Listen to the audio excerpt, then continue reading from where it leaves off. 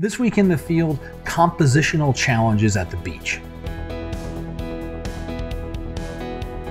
Hey everyone, I'm Scott Davenport. Welcome to In the Field. Before I talk about today's topic, if you haven't subscribed to my channel, I'd really appreciate it if you did. There'll be a little button somewhere on the page here. If you're getting any type of value out of my videos, I'd appreciate the subscribe. It's one way you can let me know that you're getting value out of these. If I see likes, I see comments, I see the subscriber count go up, it tells me I'm doing something right, and I'll keep doing that. So with that, let's talk about the compositional challenges at the beach. Now, the beaches that I tend to frequent are, either, I'll say maybe more dramatic. There's some types of rocks or cliffs, there's something identifiable in the foreground that I can anchor my shot on. I can find an interesting rock that's going to create interesting swirls of water and use that to anchor the shot.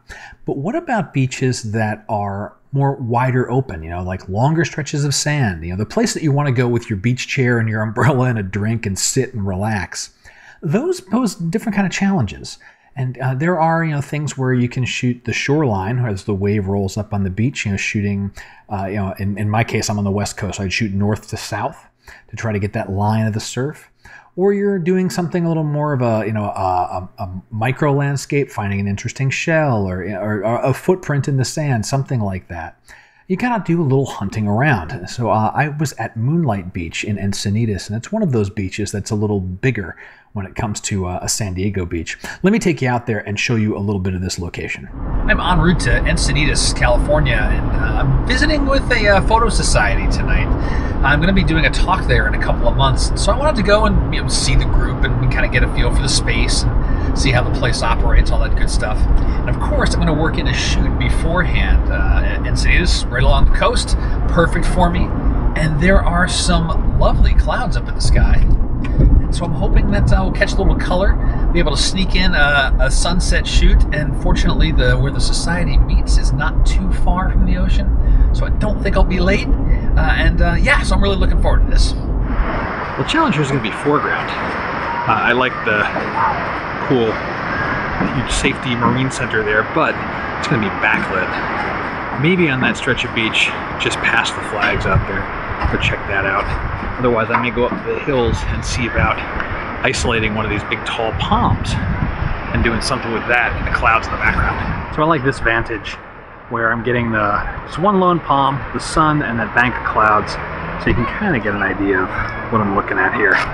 And so I'll be shooting around 70 millimeter, and it'll be quite a minimal composition. I gotta wait until that sun gets down below those clouds there first. You can see the framing here. I finally settled on it. I went back and forth on whether or not to include the beach in the shot. I decided to do that. I can always take it away, but just the few silhouettes there add a little more to the story. I'm gonna just wait a few more minutes, maybe 5 minutes before sunset, and the sun will peek beneath that cloud bank one more time. Grab a few more shots, and then I gotta get out of here. I gotta get to my next appointment. I fired off maybe 10 exposures on this shoot, and only 3 of them even made it into the library. Most of them got left on the cutting room floor. I don't need 10, 20, 30 pictures of the same palm tree. It's really just chasing the light. And there were 2 that I really liked. My favorite was when the sun was right behind the cloud bank, had the nice color in the sky, didn't get the color pop right at sunset that I was hoping for. And the other thing I talked about out there compositionally was deciding whether or not to include any of the beach in the photo. And as I said while I was in the field, well, I'll just leave myself zoomed out a little bit and I can always throw it away later. I'm glad that I decided to do that because my favorite photo has silhouettes of people on the beach, and that really added to the story of my photo.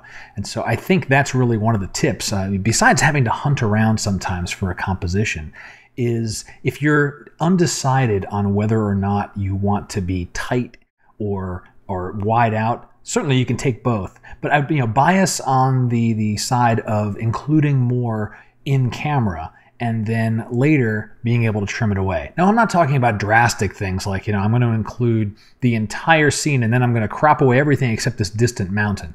That's not what I mean. I'm talking, like when you're maybe 5 or 10% of your frame, you're not sure whether you want to include it or not. Go ahead and include it. You can trim it away later, and chances are you've got plenty of resolution for a nice print later, certainly a share online. That part's not going to be an issue. It just gives you those options when you're in post. And speaking of post, I will do I'll call a photo teardown of this image and show all the major steps that I did to build it up. So look for that later this week. And that's going to do it for this week's In the Field. I hope you've enjoyed it. And if you did, please let me know somehow. Comments on the video below, subscribe to the channel. Social shares are always appreciated. You got questions about photography, please reach out to me. You can contact me through my website if you'd prefer not to leave a comment. And I hope to hear from you. Until next time, my name is Scott Davenport. Happy shooting.